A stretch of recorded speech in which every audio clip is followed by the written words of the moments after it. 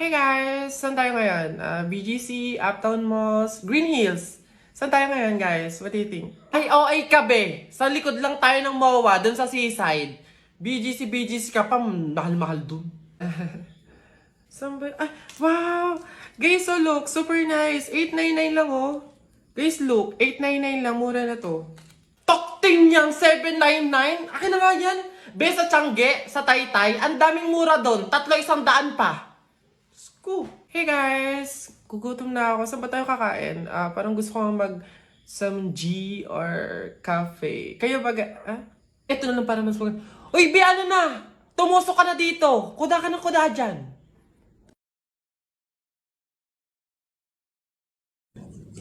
Hoy, princess! Ha? O, bakit lilibet? Anong baon mo ngayon? For sure naman, maiinggit ka sa akin kasi ang baon ko for today, I have chocolate. I have 2 juice. 2 juice to ha. Akin lang lahat yan. Tapos, I have 2 Chucky. O, sa'yo, anong baon mo? Ano ba yan? Yun na yun. So cheap naman. Halos puro inumin. Eh ako, ang dala ko for today. Meron ka bang biscuit? Soft drinks. Syempre, hindi mawawala yung apple. Tapos, meron din akong baon na pera o meron ka bang ganyan? Oh! Oy, Bimbo! Anong pinabaon sa'yo ng inay mo ngayon? Teka lang, titignan ko. Saging, tsaka suman. Bakit? Yung sa'yo? Saging, tsaka suman? Sarap niya na. Eh ako, pinabaon sa akin ni inay ngayon. Ano ba? Oh, buko! O ano? Bulok naman ata yan Anong bulok? Hindi kaya sabi ng inay, kakapitas lang daw nito nung nakaraang taon O sige na, basta sabay na tayo kumain, magbigayan tayo ha. O sige, tara.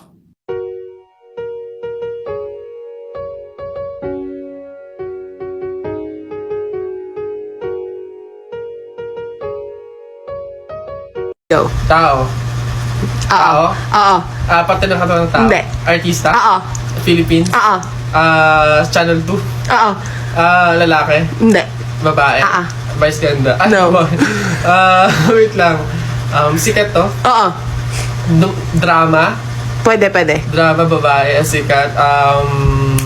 Wait lang. Wala akong kilala. Wait lang. Julia? Hindi. Catherine Bernardo? Hindi. Bata pa? Oo. May collab team? Pwede. Liza Soberano? Pwede. Hindi. Sino to?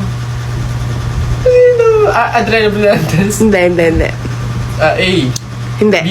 Hindi. C. D. Hindi. E. F. G. H. I. J. K. Hindi. L. M. Hindi. N. Oo. N. N. Sinong N? Nadine!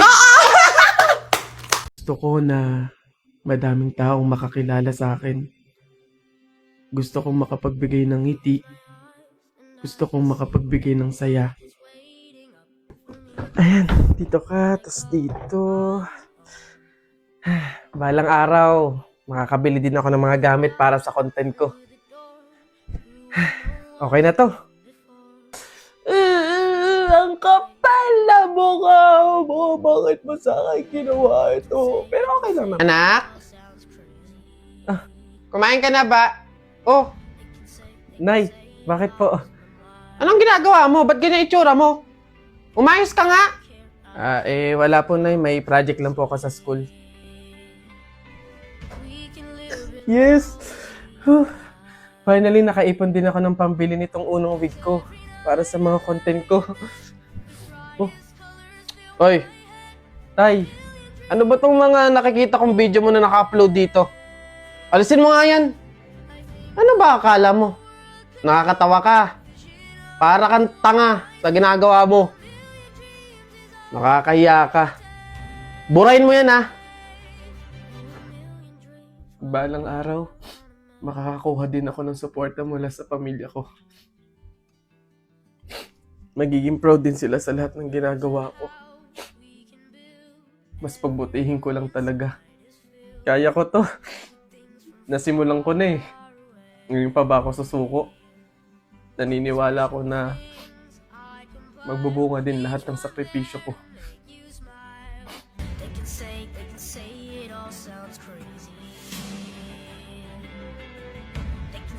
They could say we've lost our minds. I don't care if they call us crazy. Run away to a world that Grabe.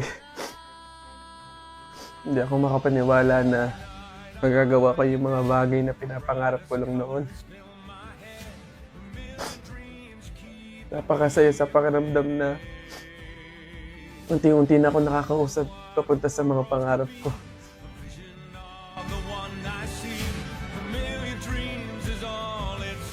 Anak, proud na proud kami sa'yo. Mapatawad mo man kami o hindi, humihingi pa rin kami ng kapatawaran sa lahat ng nasabi namin sa'yo. Anak, sa lahat ng gusto mo pang gawin sa buhay mo, basta ikakasaya mo. Andito lang kami lagi para sumuporta sa'yo. Mahal na mahal ka namin, anak. Mahal na mahal ko po kayo, Nay. Tay, para po sa inyo to lahat.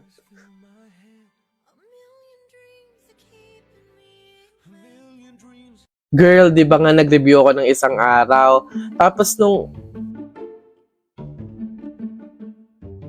Hoy girl, anyari sa'yo? Ang pangit ang suot niya, no? Hindi na nga fit sa kanya, hindi pa bagay yung combination ng color. Kala niya maganda siya dun, para naman siyang caterpillar. Hey, Franny! Saan ka sumakay papunta dito? Actually, nag-book lang ako kanina. Alam mo ba kanina, nung...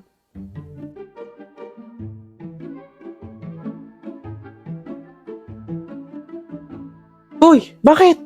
Bulag ba yung lalaki? Mano man lang pumili siya ng bagay sa face niya, mukha kayang manang yung jowa niya. Hindi sila bagay. In fairness, girl, ang ganda nga dito, shocks. Nakita ko lang to sa post eh. Parang hindi naman yung kape nga nila ang tapang na antamis, tapos yung tinapay nila parang hindi na pinapalitan. Sana pumunta na lang ako ng Lamay doon kasi libre na, tapos same lang naman halos yung sineserve doon sa Lamay tsaka dito. Severe na yung pagka-honesty mo, no? Hoy, Jepoy! Bakit? Alam mo, sabi sa akin ni Christian kahapon, takting yun, niyayabang ka ata nun eh. Ikaw daw yung kumuha ng mga itlog ng manok, tapos pinagbabato mo daw, papayag ka nun, tapos sabi sa akin nung isang araw, ikaw daw yung nagsulat ng bototoy dun sa kotse ni Kuya Eman. Papayag ka nun? Kung ako hindi ako papayag dun, sasapakin ko talaga yun. Sinabi niya yun? Nasaan yan? Panapok talaga sa akin yun. Ayun, Jepoy, niyayabaan ka pa na nung isang araw pa yan eh. Kung ako sa'yo, talaga sasapain ko yan. Yabang-yabang yan sa'yo eh.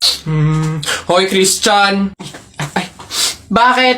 Ano yung pinagsasabi mo, ha? Isang itlog lang naman yung kinuha ko, ha? Tapos yung pototoy dun sa kotse ni Kuya Eman, inutos mo lang naman sa akin yun, ha? Yung yabang mo, kano yung pinagsasabi mo dyan? Ikaw nga umihi ka nga nang naglalakad eh. Tapos pinagbabato mo yung mga bubong dun eh.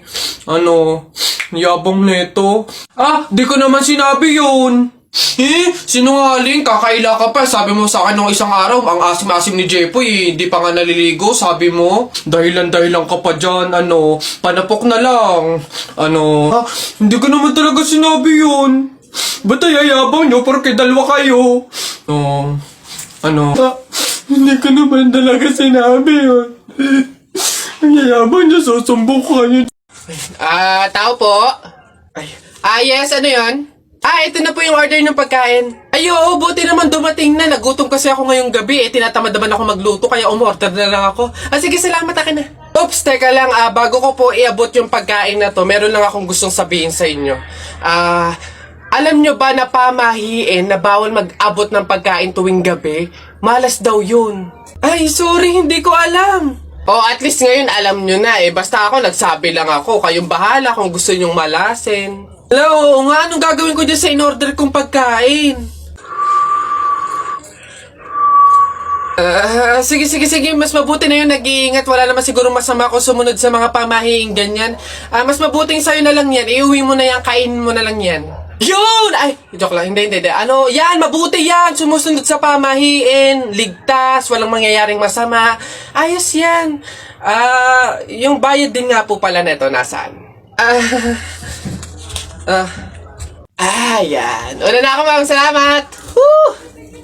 Kapag sinuswerte ka nga naman, nakauto na naman po tayo. Opo, pamahiin is the best! Mga nagpapauto, talaga naman. Mga uto-uto sa pamahiing iyan. Nay! Ano na naman yon? Natakot ako kagabi. Ha? Bakit? Diyos ko, nalagasan daw ako ng ngipin, Nay. Buti panaginip lang yun. Ha? Naku, masamang pamahiin yan, nak. Pag doon na naginip na nalagasan doon ng ngipin, naku, madami daw pamilya ang mamamatay. Ito, to. Ano to? Ayan. Sabi kasi na matatanda, kumagat ka daw sa kahoy para daw hindi matuloy yung masamang pamahiin. Dali na. Ang laki naman ito, Nay. Bakit ganitong kahoy pa? Ang laki-laki, oh. Huwag ka nang maarte dyan. Sinasabi ko sa'yo pag may nangyaring masama sa pamilya natin. Ako, ikaw sisisihinan. Ang laki naman kasi nito.